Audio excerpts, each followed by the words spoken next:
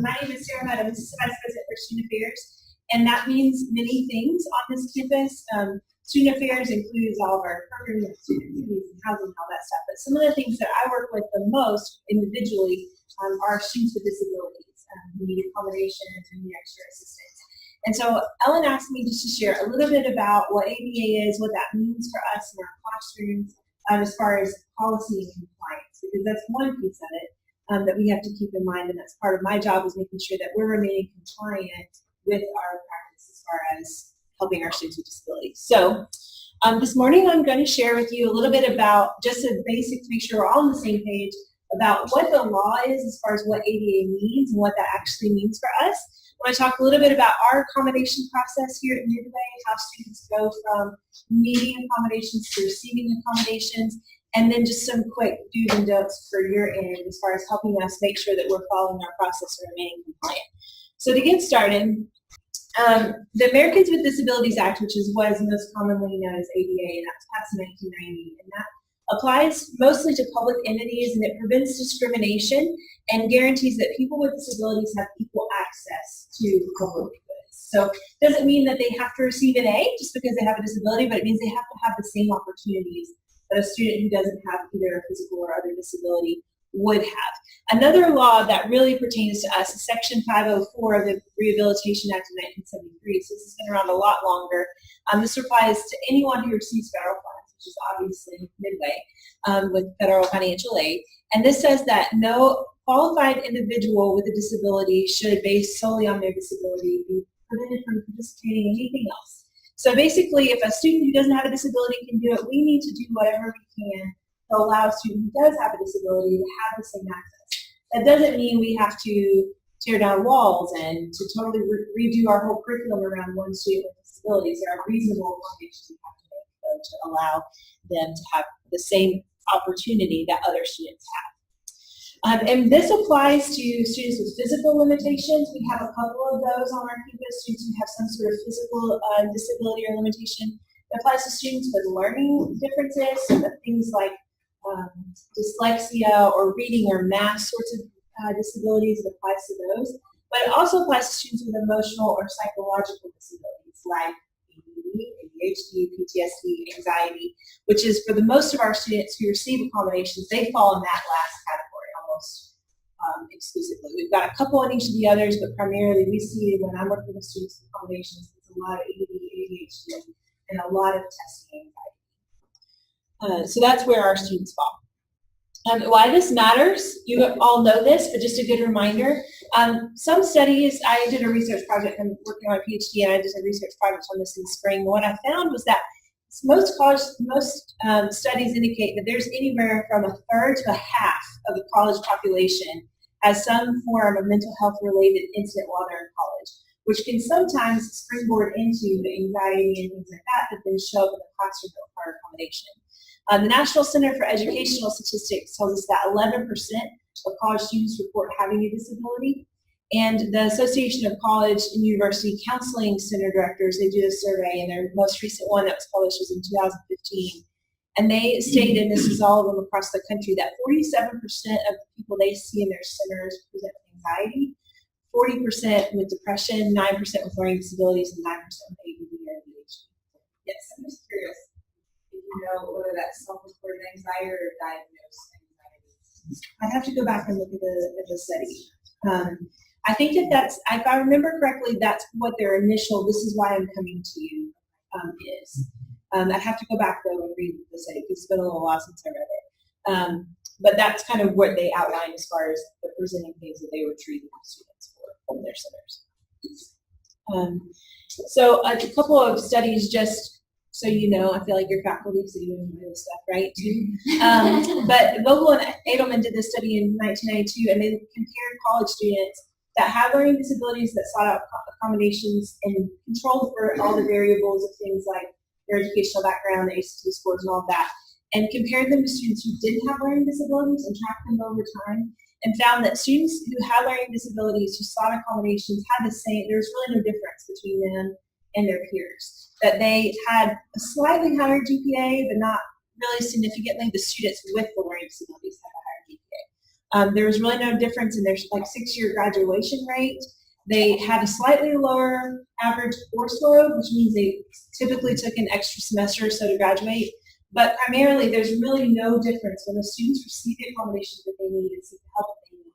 There's no difference over time in their success, which I think is really important for us to know that those accommodations and providing that support in your classrooms to your students means that they're going to be just as successful as a student who doesn't have that extra hurdle to overcome. And this other study looked at tracked students who had learning disabilities or an emotional handicap from elementary through high school.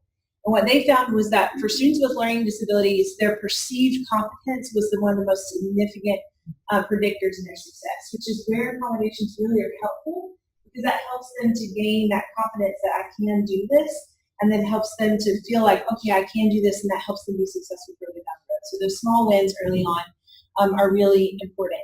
I will say from just the last year, obviously I only had this last year of Midway history under my belt, but I had several students who came to me partly through the year at various points who had some sort of learning disability. Most of them, it was that natural learning disability, whether that was struggling in math or with reading comprehension, but they had probably had an entire educational career and just found out here at Midway. So if you think about how important this idea of their perceived ability to do that is, if they are so beat down in math, for example, because they have never had this help or realized that it wasn't that they were stupid, they just can't comprehend questions written that way, and they never received that help before, how much of a hurdle that is for them to then start to gain that confidence that they can do those things. So I think that's just something important to keep in mind as we're working with this age of students. Yes. I just wanted to speak to that. A student that I had last year, she went from the fall semester of just feeling like she was a failure, and she did fail everything. She couldn't accommodate anything. And then going to be tested, diagnosed, accommodations applied, a student. Yeah. She is amazing now. And I mean, I never would have seen a turnaround like that. So it does work, it does help, and we do have success. Yes, that's great example. Yes. I think it's really important too that those students who do have an IEP, that they are given some kind of encouragement to go ahead and let the staff know that are going to have them to get help. I've had students in my class who I knew had an IEP, and they would not accept the help, and they were not passing. Right. And so they're actually crippling themselves right up front. So if they could be encouraged when you all find out that they do need those services, to go ahead, and if you got it, if you need it, if you don't need it, don't worry about it. Right? But I think it's really important they are encouraged. Yeah, that's a great point too. We're going to talk about what that process looks like for them getting those services too. Next, actually. So the Midway process, and so I'm the person who, if a student has a disability that they have received testing for or have been diagnosed with, they come to me. And the initial process is that they're going to have to submit documentation. They can't just say, I have testing anxiety, let me take an extra hour. They have to provide testing from a licensed person who is a professional in assessing that and measuring that. And they provide that documentation to me, and we sit down and I meet one-on-one with that student, and we talk about what their disability is, what accommodations they have had before. If they had IEPs in high school, that's helpful. I need the testing, not just the IEP, but sometimes they turn in both, and that helps me to know. Sometimes high schools in particular provide different services than what college provides. What they're required to do is a little bit different than what we're required to do. So whereas in high school, they might be required to have an aide who works with them to build out they've got an assignment at the end of the semester, they have an aide who maybe has to sit with them and work out all the steps and walk with them step by step through the process. We don't necessarily do the same thing, but part of my job is to help them understand what resources they have available that they need to take advantage of to get that. So meeting with you during office hours to get help with that, meeting with tutors, talking to other students they know and are comfortable with, and been successful, and troubleshooting some of those things that are not necessarily services that we provide in the same way that a high school would. Or even I've had some international students who their countries provide a much higher level of even just technology to them for free once they are diagnosed with a disability that America doesn't. So helping them understand when you're in America, so some of this is not the same, and here's what this looks like, and here's what we can do, and here's what you can do. Part of that conversation too, particularly with our students who have struggled with anxiety, one of the things I like to ask them about is, are you talking to anybody about that? Are you busy with Dr. Dayar for anyone else to learn some, because accommodations are helpful for those students for sure. But there's also other things that they can personally be doing to gain some extra coping skills, have those extra tools in their belt. And so I try to encourage them about the resources that are available to them to help them so that when they graduate, their anxiety is not going to magically go away just because they graduated from college. It's going to look different. And so what can you do to grow more confident in your ability to manage that individually on top of the accommodations we'll provide? And try to have some reflective questions with them, the returning students, about what has worked, what hasn't, and what they want to do themselves this year to have more ownership over it. So we worked through all that with that student and create an accommodation plan that then you get a letter from me that says the student in your class has approved accommodations and here's what they are. And then that student, if it's something, most of our accommodations are around testing. We receive those letters, most of the time it's private testing, additional time. And so if a student has those, one of the things I tell them when we meet is, I'm going to send this to your professors, and I will let you know and give you a copy of that as soon as I send that. However, it is still your responsibility to have a conversation with your faculty members, a couple class sessions out of your test, to remind him or her that you have those accommodations, because you're probably not the only student they have in their classrooms that need those, and they might need to make other arrangements for you to take that exam. So it's important for you to remind them and ask what you need to do to get those arrangements taken care of ahead of your test. So show up in the morning of your first exam and remind them you're not supposed to take it in the classroom. So, yes. Sarah, a question to that effect, because I know I've had this conversation with a couple other faculty. I don't mind that it does make extra work for us, and I don't mind that because I know we have to make the accommodations. Is there not going to at some point be maybe a testing center? Because my biggest issue with this is to give them the private testing space. I have to give it at a different time, and therefore I have to make 2 tests, because I will never give one test to one student and a different student another time, because they're going to talk. We know it.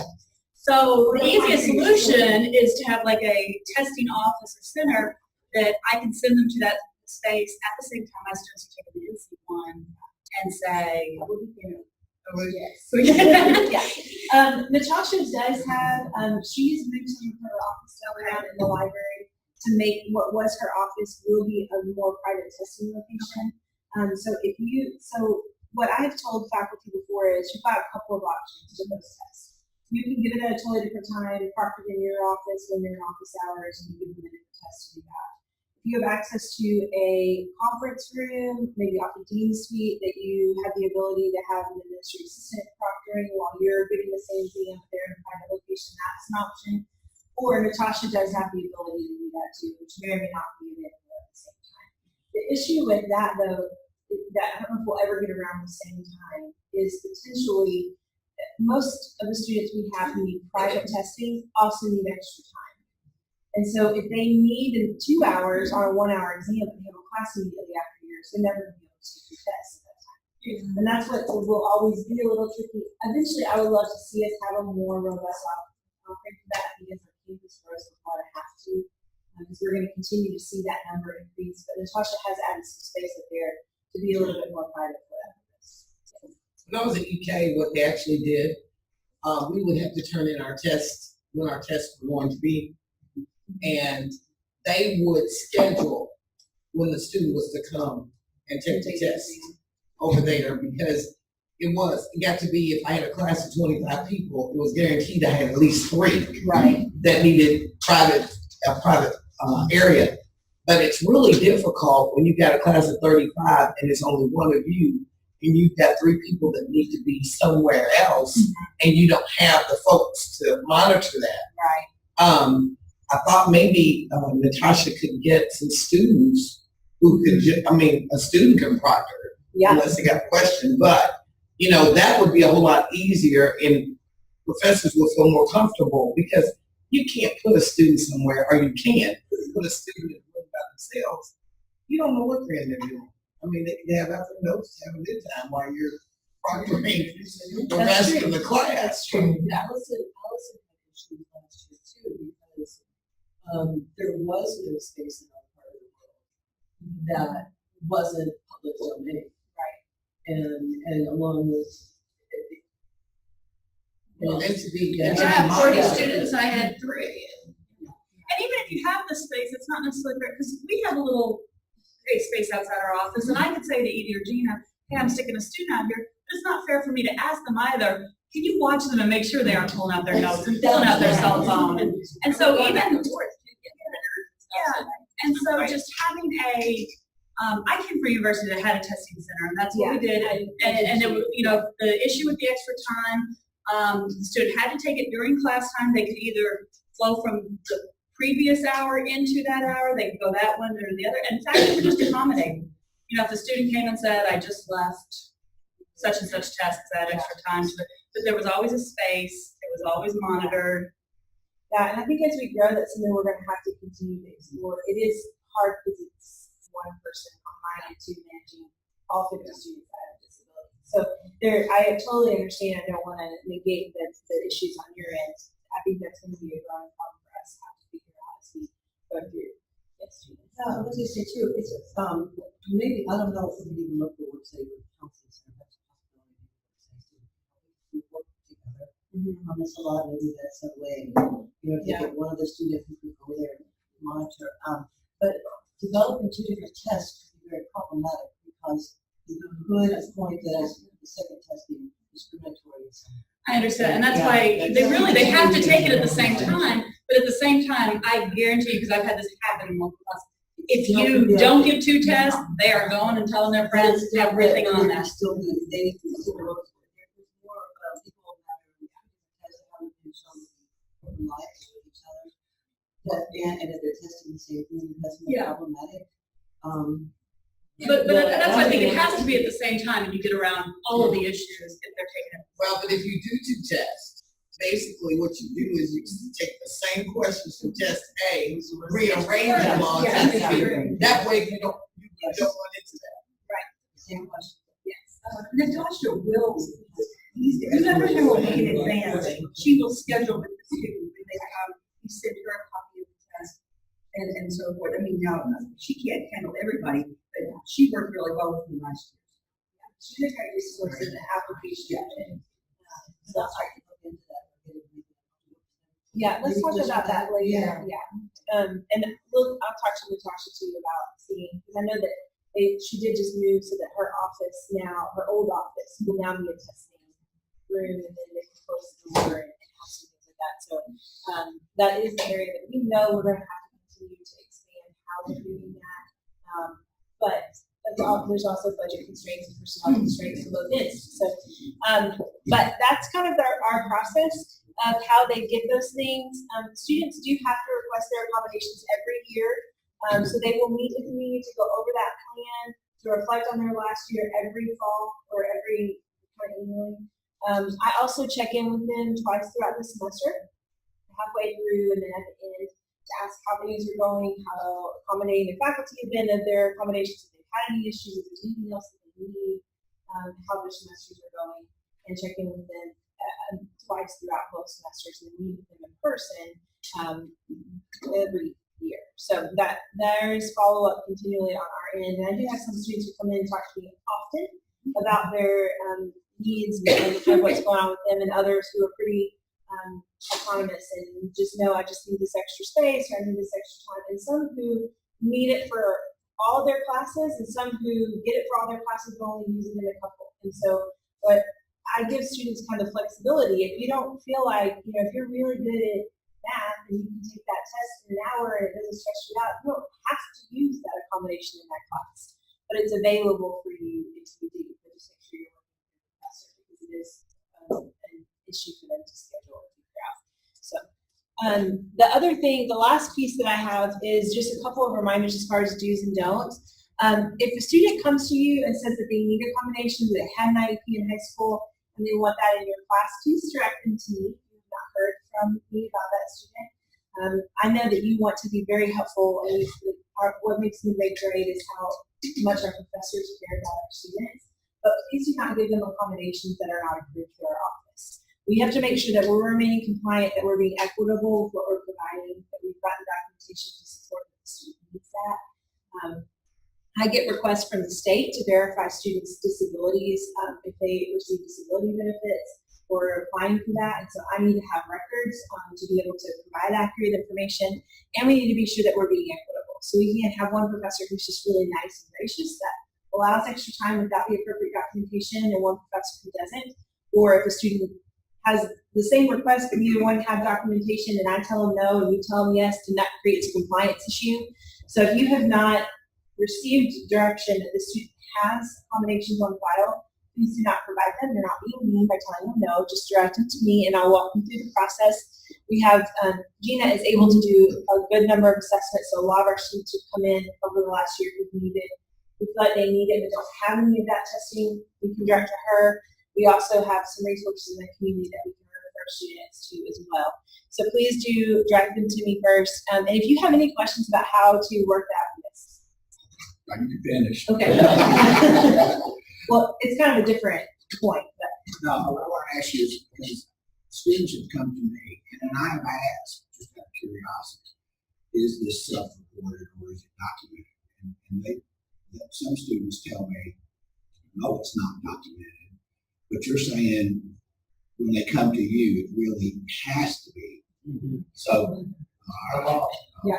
Yeah, because I'll be honest, there are some so students. you check. Yeah, they have to provide me documentation that is significant before I will give them. Okay. And that is the same process, not just me being a bully. It's the same process in UK. It's the same process in Bellarmine. It's the same process at every college. And so while it's easy for us to want to be accommodating because we're small and we trust them, they may lie just because they want extra time because they don't feel prepared. And so we have to make sure we're being equitable. So they do need to come to me. We can help them get resources. That's why it's important when you, on your syllabus, we just talked about, I updated, there was some language that was out there about receiving disabilities. What I saw on the FYE syllabus was not really accurate for the personnel and the office structure we have, so we've updated that and Ellen has it. But please, on your first day of class, point that out to them, and because those accommodations are not retroactive. So if a student decides at the end of the semester, I should ask about getting accommodations for my test anxiety, well, they have wasted their entire semester and potentially have to repeat my class and lost my grade. So it'd be helpful if you can mention that on that end, but yes, it do have to be documented. So if they have this documentation, it stays at Midway, right? Because I've had students ask me, when I graduate, will this follow? No. And I don't think it does. No, it's a part of their educational record. And so I even make them sign a waiver to give me permission to communicate with you their accommodation. So it lives in a special file in a locked cabinet in my drawer. And then when that student graduates, it gets moved to our special secret graduated student file. And it stays there for 7 years. And the only time that ever goes anywhere else is if they ask. Yeah, because It's just like, Yeah. recommendations. You know, I've had the opportunity to write recommendations, but for some reason I've always, in the back of my mind, shy away from it. That's federal law. You don't dare put that in a recommendation. No. Yeah, if the student has a disability, that should not show up anywhere outside of the letter I send you. That's it. Yes. However, if it's an undocumented, self-reported, I am anxious all the time. Is that something that you can communicate to someone? Like, this student is really wonderful. She just really lacks confidence. She says she's anxious a lot. She needs a push. In like a recommendation letter, or I would avoid using that language because what that could come back as being discriminatory. So I would say, the student would maybe find a way to say that they would really benefit from the opportunity to grow in their confidence, to grow in their skills, or something that's positive. Yeah, the thing that we need to be careful about, and Gina can probably explain this further. One of the things we need to be really careful about is students self-diagnosing, or us using any sort of diagnostic language as people who have no authority to provide diagnostic language. So anxiety is a documented mental disability and disorder, and so we need to avoid putting that diagnosis on students because none of us have that authority to do that. I don't know, yeah, either way. And, Sarah, though, I just want to mention, if we use students, they have to be confidentiality trained. Because the federal law is real sticky about who's looking at that stuff. That's very true. That's a good point, yes. We, in our syllabus now, we have a policy. What's the difference in the policy you are recommending and what we have? Well, I don't know if what I saw on the like first year experience syllabus example that I was given, I don't know if that's the same that everyone else is using, but it was referring them over to Natasha's office to receive accommodations, and they're talking about staff members that don't really exist. So it's not really different so much as it makes it clear that they just need to come to our office as opposed to it. Is there not every school I've ever worked at, there's always a blanket statement that everyone's supposed to put in word for word, Yeah. copy and paste into everyone's. I hope so. There is now. So I drafted that. Yeah, Yeah. I drafted that and sent that to the deans to share with you. So if your team has not passed that on to you, ask them to do that because they have it. And then please do put that in your syllabus. And they have, I just wanted to know what the difference was. The difference is, it was talking about the disability support staff, and the disability support staff is me. So it's a little misleading. And also, if they went to go look for the office that was mentioned in it, that office doesn't exist, so they wouldn't find it. So the new one specifically says, go speak to Sarah Mundy, Assistant Vice President for Student Affairs. And so it's much clearer to the student, this is who I need to go talk to, versus this office that doesn't actually exist, that was in there. So it just clarifies who they need to speak to. And then there's a paragraph that says, if you need accommodations, this is how you get it. And then this is your responsibility to talk to me as a professor, like me, the faculty member, about how this, once your accommodations are approved, how this impacts your experience in the classroom. So you've got it in your syllabus too, that they need to speak with you once you receive that accommodations letter about how does this influence? Most of it is testing, but there are instances where students need other accommodations outside of that, and they need to be proactive in working that out with you one-on-one. The turnaround time's really important too. When we get, Sarah gets someone in her office, they want to do testing with her to leave there. About a week, they can get the testing, the evaluation, and then they come to Sarah's accommodation. So a week or two. It's great if they come in early and don't wait till the finals week. Yeah. It's not helpful if they wait till finals week. Yeah. Because we can't. It's not a long term. This is a different type of accommodation. I don't know if you would be part of this particular talk or different talk. What is considered a reasonable excuse in terms of something in the class that says, email you 10 minutes later and said I have a doctor's appointment? Or my grandma dies with a 10th time, or my I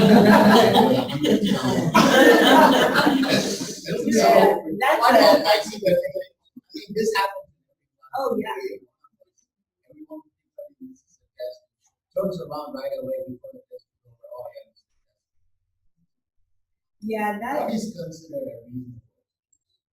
I'm not the person necessarily to answer that. Yeah, But it's not, and one of the sidebar we were just having over here is that there are lots of different permutations on the updated syllabi that we have. So making that blanket statement that you were just talking about available is something that she could post to make sure that we all have it.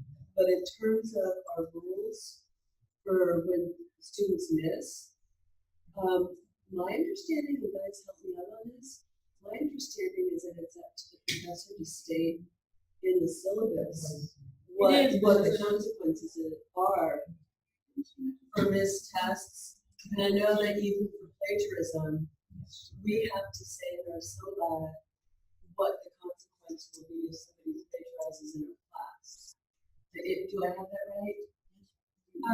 I sometimes have had students come to me saying that their faculty have said I have to give them permission to have excused absence, and that is not a part of my job. That is up to your discretion.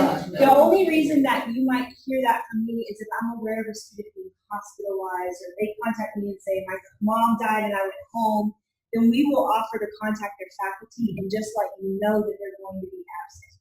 But they don't come through me, but some people have in the past come and said, I was sick, can you sign this note from the faculty? This is not high school.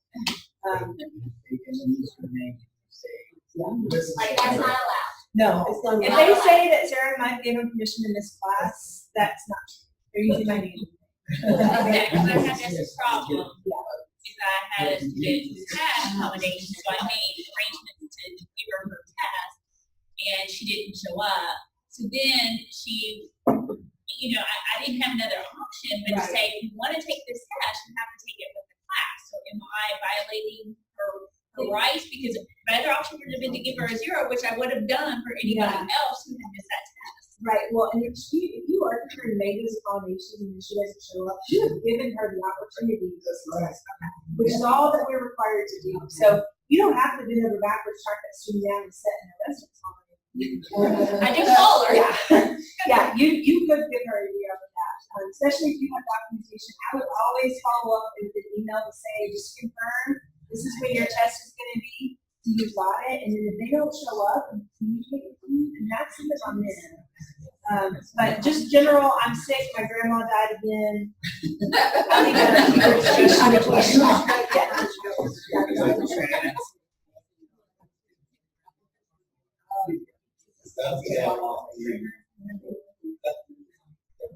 There's a small percentage in my classes where you can bank on, they know when that first test is coming. And it's kind of funny from my perspective. So I know that test is going to be in a half hour, and I'm looking at my email, and then it starts flying in. I'm like, oh my God. But it happens in such a small percent that my heart actually goes out to them. And I sit there and say, calm down. Because we know how tough biology is. And the fact that they're missing it accentuates the pressure. But it's important for me that they know I'm in their court and let them take care of that issue. You don't have a policy for anxiety and No.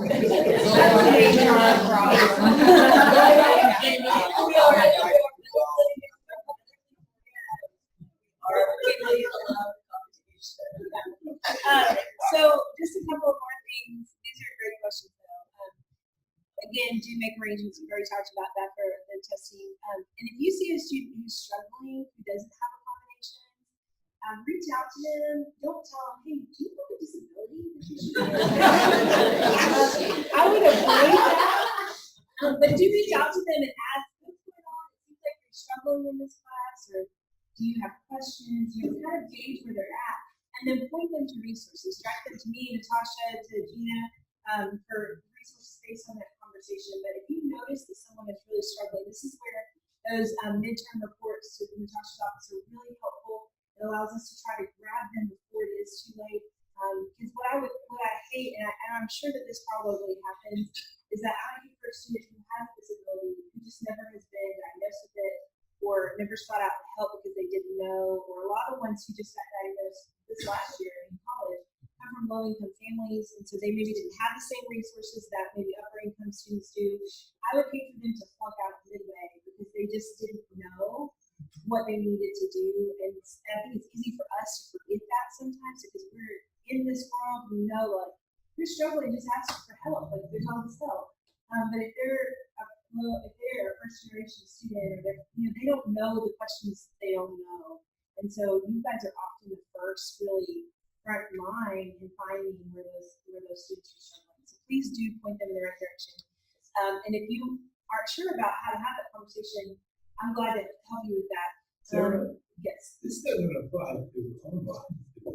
It does apply to most of the students we have accommodations for are in-seat students, but we are required to provide this to anyone. So if you're teaching an online class and the student has time and a half, you've got to set the test up in such a way where they can do that or work that out. But now the private testing online, that's not really something because they can choose where they take that test because it's online. Yes. So that wouldn't be something we would provide, but you might be asked to provide additional time or something like that. But yes, that is.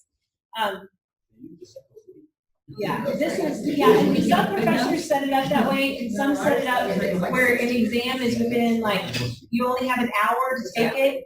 So, yeah, if you set the exam or quiz up where it's like, once you start it, you've got an hour, a student who has accommodations for extended time needs to have more than that hour. So if you time that exam for an hour and they have time and a half, they need 90 minutes, if it's double time, they need 2 hours. So that may be where you might have to set it up differently and work with Ellen to make sure it's set up properly on Moodle to accommodate that. But private testing locations with online, it's up to them. Yeah, they have they're in their own house and they can close their door. Most of our students who have accommodations though are in seat, but we are required to provide that for any student who requests it. So they will probably notify us and say, hey, on your test, I need a little extra time. Yeah, it'll follow the same process. They'll talk to me, our meeting will be on the phone if they, are somewhere else. And I will still send you a letter that says the student has accommodations. And then they should also follow up with you ahead of that first exam, just like an in-seat student. So the notification in that process is the same as it would be for an in-seat student. The difference is you're getting that exam online versus in a classroom. And the other due, the last one that's up here is a due, is seek to be inclusive in your presentations and materials. I know Ellen's going to talk about the universal design. So even if you don't have a student in your class who has some sort of visual or hearing disorder where you might need to really be intentional about your PowerPoints or your handouts being ADA compliant, it's best practice just to go ahead and have those things ready, because you will at some point have a student who needs them. And this way, you've already got it set up that way, you don't have to worry about it. But also sometimes there are students who do utilize those things for different disabilities that maybe we don't communicate that. There may be, or they may not ask for it. They may be using a text-to-speech software on their computer, but because they've got that and they're able to do that on their own, they may not request accommodations.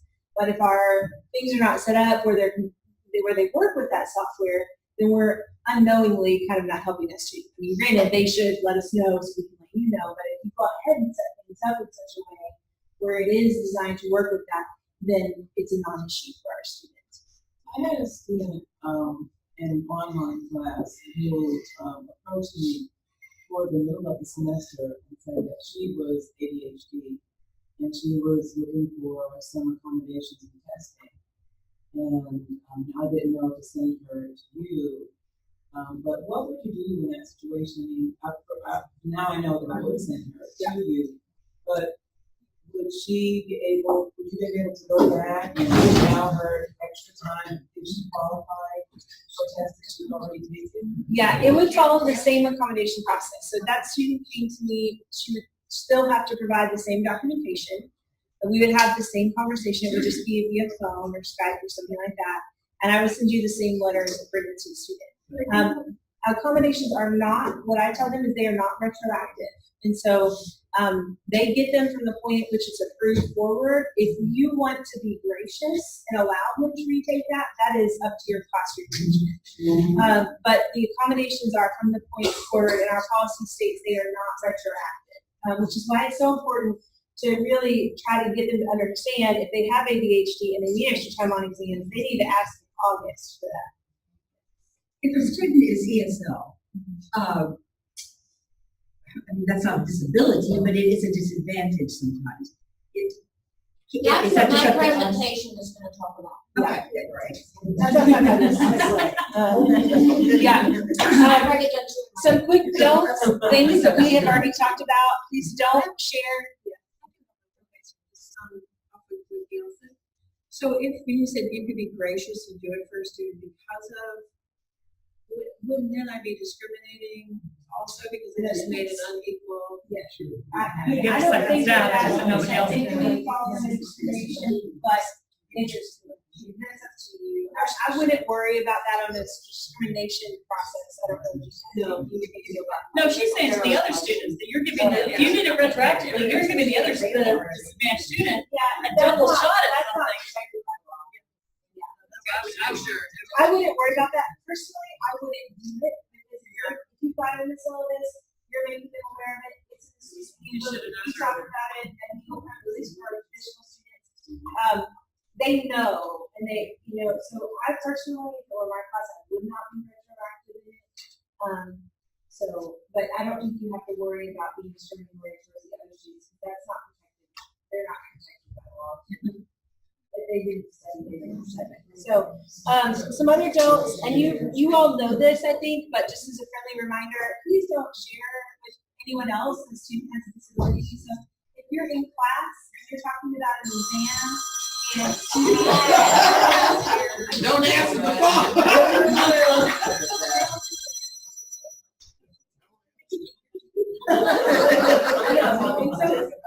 But if you're in class and you're reminding them about an exam or you're talking about it, you know, like if I'm with the professor and I know that John needs extra time, I shouldn't say, by the way, John, talk to me about your accommodations after class for the rest of the class. That is a big problem. So please don't do that. Also, we've already talked about this, don't provide accommodations that go outside the process. And don't ask the students about their disability, their diagnosis. When you get that letter, you won't have any of that information in there. That is protected and confidential. If they disclose that to you, that's their prerogative. But don't ask them why they need those accommodations. That can be considered discriminatory and also a violation of their rights. So don't do that. And then one real quick extra note that is not ADA, but I do want to share is about pregnancy. So if you are become aware of a student in your class who's pregnant, maybe she misses class because of a doctor's thing or being sick or is having complications, that does not fall under ADA, but it does fall under Title IX. And we have to be very flexible and have some other conversations with students who are pregnant. So if you are aware of a student who is pregnant, please direct them to me and do not ask them for doctor's notes. Don't ask them for anything special. Let me talk to them, and I'll talk to you about what they're missing, what their class stuff looks like, because we do have to be very careful with those. It's a very complex issue because we all know no two pregnancies are the same, but also the law is very fluid. We have to make sure that we're allowing a pregnant student the same access that we would a non-pregnant student, because it is considered discrimination based on sex, which is a violation of Title IX, which is why as the Title IX coordinator, one of the other hats I wear, I need to be involved in that. So if you become aware of that, if a student approaches you, hey, I'm pregnant, I'm going to have a baby in the middle of your class, send them to me, and we will have some conversations. Maybe not physically.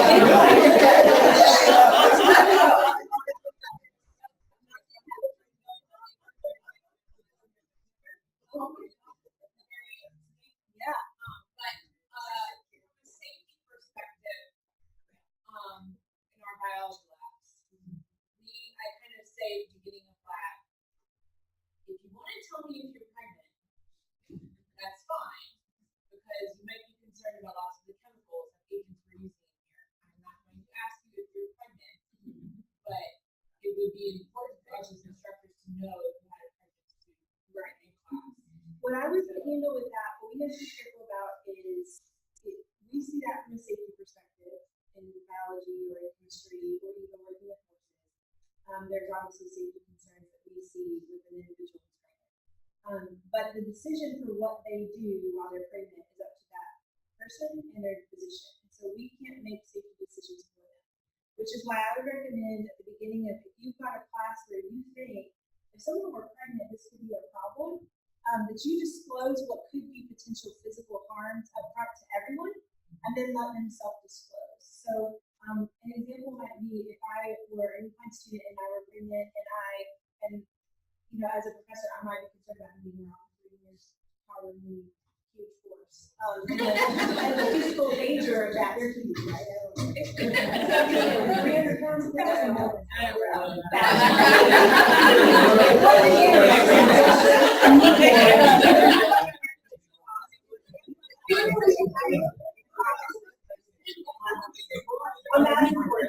that could be a physical danger to that person, but we can't tell them because you're pregnant you can't be around the horses, because that's discriminatory. We can make sure that every student is aware of what the dangers are, and then it's up to that student and that professor and that their doctor to make the decisions about where they draw the line on their involvement.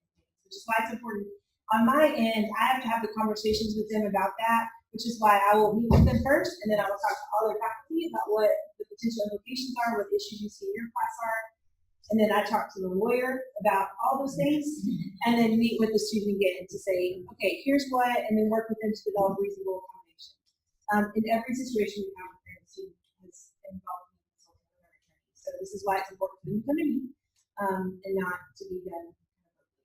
And I guess I missed it then because I've had cases where girl come up in A&T, it shows up more so in A&P, I'm in A&P 2, and they do fetal pig dissections, they do sheep heart dissections. So this stuff is actually fixed in formaldehyde, and it's washed off. And so what I tell the girl is you have to get a note from your physician. So I guess I've been doing it wrong. We cannot require that. Yeah. You can So say, they here's, come to you. and I know that sounds counterintuitive, but by requiring a student who is pregnant to provide you documentation, you do not require every other student to provide. You're discriminating against that So they have student. to come to you. What I would just say is, here's what it is, and you leave it up to them, and then you let me know about that student, and I reach out to them and say, hey, let's talk about any accommodations you might need in your Right, class. so what do I say to them exactly? Well, if the student comes to you and says, I'm pregnant, I'm concerned about being around this, you can say, these are the concerns. If you want to talk to the child line coordinator about that and talk to your physician about whether or not you need to be around this, and then direct them to me, because we cannot ask them to provide documentation. We do not ask other students to provide. So in that example, you couldn't require them to provide a document saying it's okay for them to be around that. Even though it makes sense to you and it seems like it's for the best interest of that student, it can actually be viewed as discriminatory against that student. So in that case, I would just let them know what the dangers are and let that student make their own decisions and direct them to talk to me. That's lucky because inevitably they come back and say, my physician says we're fine. Yeah, but that has to be up to them. And with that, if they don't do the assignment, and that's, I don't know if that's kind of first grade, and you have, you have a whole class assessment, That's why they come to me. and then you have a discussion. Yes, and then we have a discussion, I have a discussion with you about what the expectations are for your class. I have a discussion with the student about what their physical limitations are based on what their doctor has told them. And then I work kind of as a counterpart between the two, because it is very tricky. A lot of times the things that we think are what is best for the student can actually be considered discriminatory. So in that case, do not, the main thing with pregnancy is if a student comes up to you and says, I can't do it because I'm pregnant, send them to me, do not ask for a doctor's note. And we'll go from there. I teach microbiology. And I have a blurb, not a blurb, they have a list of rules they have to sign that they inform them. And I say, if you are pregnant or become pregnant, you do not have to tell me. You're welcome to do so and it will be confidential, I will speak with you about speaking to you, of course. But if you should speak with your physician, however, we don't work with anything that should be of concern. You should do what you feel is best. If you feel that you need to withdraw from this course because of it, that is your decision. You don't ever have to tell me why you did, but they have to sign and give me a copy. And you that can they give the student formed. Yeah. It's all the student, but we have documentation that they have been informed. So if it goes the other way and they're like, you didn't tell me. You have proof. Yeah, and that's a great. It's still not going to cause a problem. Yeah, that's a great practice, because if you have something in your class where you think that could be an issue, the best practice is to inform all students and make sure they all are aware of the issues, include a caveat about pregnancy as it applies, and then make sure they all have signed it, and then you're being equitable in your process with those students. So pregnancy is a very complicated portion of Title IX that is very, very nuanced and varies depending on the student and what their issues are related to their pregnancy and what your class is. And so that's why making sure that you give everyone the same information and then direct them to me, because it's counterintuitive sometimes what could be discriminatory. Backing up, you said that the documentation that says they have accommodations are kept in your office. We usually make copies of those letters and put them in our nursing files. For us, is that a no-no? I would probably not recommend doing that. I would just keep it on record for your record for the semester if they have it, and then not keep it after that. Because they may decide, everyone has access to their nursing files, because they could decide at a later point that they don't want to use their accommodations, or that they don't need them, and that they not give permission for other faculty to see that. That falls outside of the educational need to know, so I would not put that in any sort of file. That can be a further violation. Sarah, did you say that they need to get the accommodation written every semester or every academic year? They technically request every semester. At the semester, they just send me an email and say, yeah, I'd like the same thing, send it to the same faculty. We do a form waiver at the beginning, and check off the semesters they want me to notice, and I meet with them one-on-one. Any other questions? Okay, that's all I have. Please don't hesitate as you work through with students to let me know if you have questions or if I can be of any assistance to you in working through those things. But that's all I got. Thanks for your time this morning.